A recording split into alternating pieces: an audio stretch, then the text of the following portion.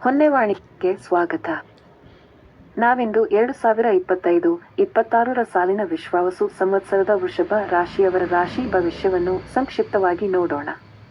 ಕಳೆದ ವರ್ಷ ಸಾಕಷ್ಟು ಒಳ್ಳೆಯ ಫಲಗಳನ್ನು ಅನುಭವಿಸಿದ ನೀವು ಈ ವರ್ಷವೂ ಕೂಡ ಹೆಚ್ಚು ಶುಭ ಫಲವನ್ನೇ ಅನುಭವಿಸುವಿರಿ.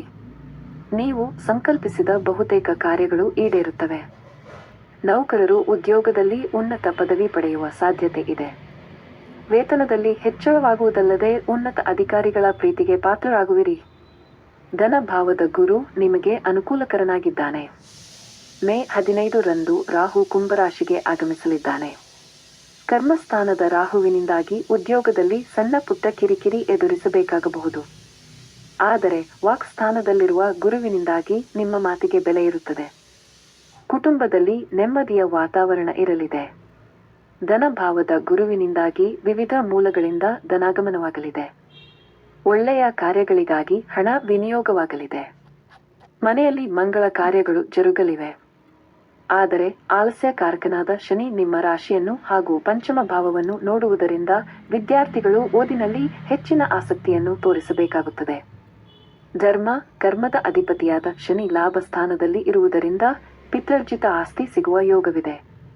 ಕಾನೂನಿನ ವ್ಯಾಜ್ಯಗಳು ಪರಿಹಾರವಾಗಲಿವೆ. ತಂದೆಯ ಆರೋಗ್ಯದಲ್ಲಿ ಸುಧಾರಣೆ ಕಂಡುಬರಲಿದೆ.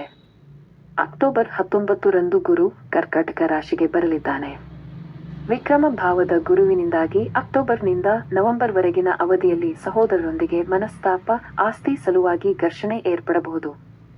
ಹೆಂಡತಿಗೆ ಅನಾರೋಗ್ಯ ಕಾಡಬಹುದು. ಡಿಸೆಂಬರ್ 5ರಂದು ಗುರು ಮಿಥುನ ರಾಶಿಗೆ ಆಗಮಿಸಲಿದ್ದು ಉದ್ಯೋಗ ಕ್ಷೇತ್ರದಲ್ಲಿ ಪ್ರಗತಿ ಕಂಡುಬರಲಿದೆ. ಜನವರಿ 14ರಿಂದ ವರ್ಷಾಂತ್ಯದವರೆಗೆ ರಾಜಕೀಯ ಕ್ಷೇತ್ರ, ಕಲಾಕ್ಷೇತ್ರ, ಧಾರ್ಮಿಕ ಕ್ಷೇತ್ರದಲ್ಲಿ ದುಡಿಯುವವರಿಗೆ ಒಳ್ಳೆಯದಿದೆ. ಅವರವರ ಕ್ಷೇತ್ರದಲ್ಲಿ ಗೌರವವನ್ನು ಪಡೆಯುವ ಯೋಗವಿದೆ. ಒಟ್ಟಿನಲ್ಲಿ ನಿಮಗೆ ಈ ವರ್ಷ ಶುಭವೇ ಹೆಚ್ಚು. ಹೆಚ್ಚಿನ ಶುಭ ಫಲಕ್ಕಾಗಿ ಗಣಪತಿಯನ್ನು ಆರಾಧಿಸಿರಿ.